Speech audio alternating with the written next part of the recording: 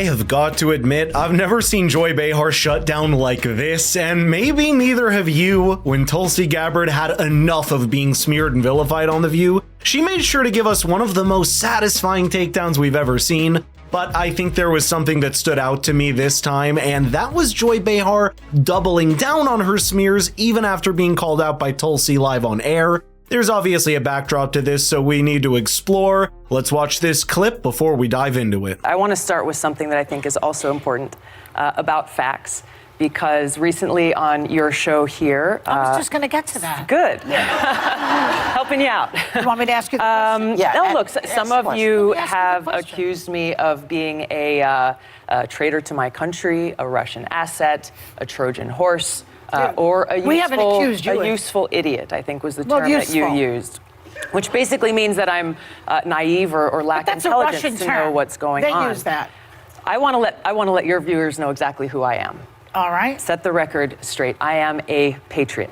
I love our country. I think during the time that Tulsi was part of the Democratic Party that she was always somewhat of a misfit, and maybe that's why The View came after her so openly. Anyone that watched the Democratic primaries closely in the lead up to the 2020 election knows the thinly veiled accusations that she faced from higher ups in the party caucus. It came especially after people like Hillary Clinton attacked Tulsi Gabbard with very thinly veiled accusations of being groomed by the Russians as a third-party candidate to break votes from the Democrats. Hillary is someone who's on good terms with The View, and it's kind of seemed like Joy Behar took that as a free pass to make some very ill-informed attacks against Tulsi Gabbard. For context, watch this clip that started it all just a few months prior, with Sunny Hostin and Joy Behar using every trope and every smear that they can think up against Tulsi Gabbard. I've often said that Tulsi is sort of the Trojan horse in this. I mean, she's polling only at 1.2%, yet she's still in the race. You have her being touted by people like Fox News personalities like Tucker Carlson. She's endorsed by, by sort of the Russians. David Duke. David Duke. She has basically renounced that, but she's never renounced the Russian support. There have been about 20 Russian bot websites that have supported her. I think that there's something, I don't say that Tulsi is an agent.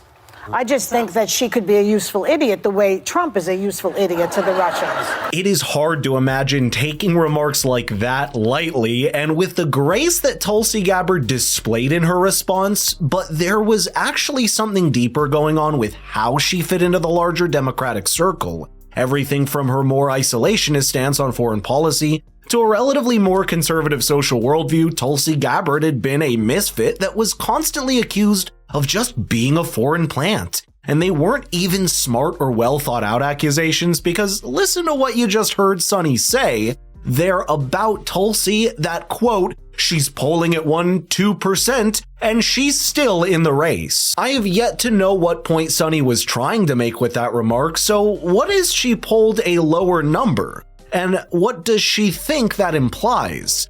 People like Michael Bloomberg and Andrew Yang polled in around the same bracket, which should really make you question what makes Tulsi Gabbard particularly worthy of the charge of being a Trojan horse or a useful idiot. I guess we're getting a little bit far ahead of ourselves, but Franklin Graham finds you refreshing. He doesn't find me refreshing.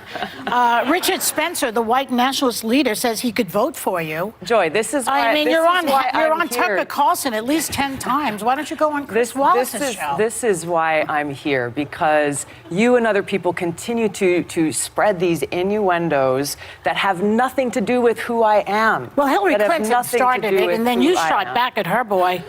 You called her the queen of warmongers. You doubled down, unfortunately, you doubled down on the baseless accusations that she made that strikes at the core of who I am. I'm a soldier. Joy literally just used Tucker Carlson and Richard Spencer in almost the same sentence, which goes to show just how quick she is to lump together people that she doesn't agree with, even if they have nothing to do with one another. It's exactly that mode of thinking that Tulsi Gabbard became a victim of. For example, Tulsi has long been accused of being too soft on Russia. But where does that accusation really come from? It's from her insistence that America has enough problems of its own to be meddling across the world for some warped ideas that no one can define. and naturally in America, calls for our attention to recede inevitably get construed as leaving the space open for a power like Russia. For Tulsi Gabbard, her outreach to Syria's Bashar al-Assad at the height of the Syrian conflict and civil war were seen as ways to legitimize the Russian-backed president of the country,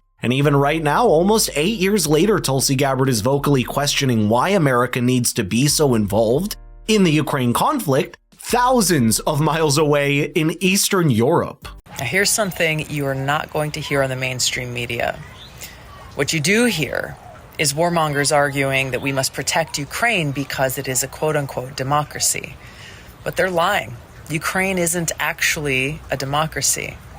For example, to hold on to power, Ukraine's president shut down the 3 TV stations that were openly criticizing him and his policies, imprisoned the head of the opposition political party that had come in second place in their elections, and went and arrested and jailed that party's leaders.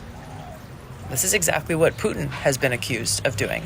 But Ukraine did this all with the support of the United States. It's a larger disillusionment with the establishment narrative that gets you the point of not trusting large mainstream narratives wholesale, and I think that these policy positions reveal something about Tulsi. She's just not taken over by the kind of self-righteous interventionism on the world stage that has characterized many of our leadership, often to our own detriment. And if that means she's going to take heat for it from a panel like The View, then it's probably something that she already expected. It's offensive to me as a soldier, as an American, as a member of Congress, as a veteran, and frankly as a woman, to be so demeaned in such a way. But you called her the personification of rock. So demeaned She's a woman in such too. a way. Well, I'm pointing to the fact that she has continued this legacy of being the world's police around the world, that has waged wars costing the lives of thousands of my brothers and sisters in uniform.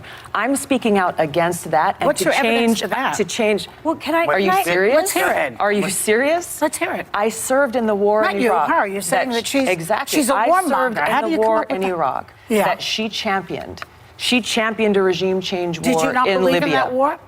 I believe the lies that were told to us. How do you even argue with Joy Behar at this point? You would have thought that she would tone herself down or offer context to her earlier comments against Tulsi Gabbard, and yet you see her double down in disparaging her while sitting right beside Tulsi Gabbard. This isn't the first time this has happened though, because we've seen how even former presidential candidates from the Republican side have found themselves in the firing line of attacks from The View. Most notably, that happened to Senator Tim Scott, who also made an appearance on the show to finally push back against many of the political and personal smears that had been coming at him. But what's impressive is the tone and demeanor of Tulsi Gabbard defending herself in the fence of a hostile panel while still remaining calm and respectful to Joy. As a veteran herself, there's a strength of character and a conviction in her that elevates her far above whatever the hosts had previously said about her. Maybe that's the kind of attitude that our politics could benefit from.